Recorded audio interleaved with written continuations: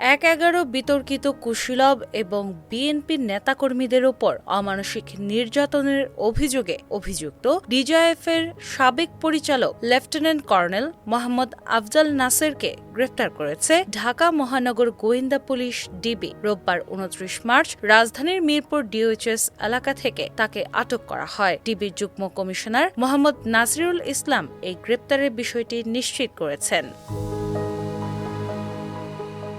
ডিবির সূত্র মতে, বর্তমানে রিমান্ডে থাকা সাবেক দুই প্রভাবশালী জেনারেল মাসুদ উদ্দিন চৌধুরী এবং শেখ মামুন খালেদকে জিজ্ঞাসাবাদের ভিত্তিতেই আফজাল নাসেরের অবস্থান শনাক্ত করা হয়। ১৯৮৪ সালে সেনাবাহিনীতে যোগ দেওয়া এই কর্মকর্তা ২০০৬ থেকে ২০০৮ সাল পর্যন্ত ডিজিএফআইতে কর্মরত ছিলেন। অভিযোগ রয়েছে, ১-১১ সময় বর্তমান প্রধানমন্ত্রী তারেক রহমান সহ শীর্ষস্থানীয় বিএনপি নেতাদের রিমান্ডে নিয়ে পৈশাচিক নির্যাতন চালানোর নেপথ্যে অন্যতম কারিগর ছিলেন এই আফজাল। এছাড়া রাজধানীর ভাটারা থানায় গত জুলাইয়ের একটি হত্যা মামলাতেও তাকে আসামি করা হয়েছে।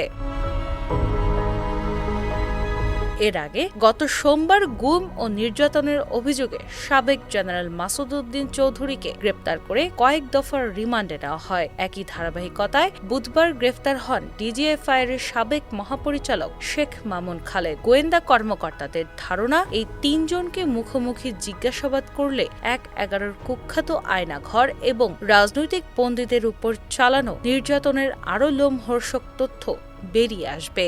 বর্তমানে আফজাল নাসেরকে ডিবি হেফাজতে নিবিড় জিজ্ঞাসাবাদ করা হচ্ছে। দিনা ইসলাম, বাংলা বাজার পত্রিকা।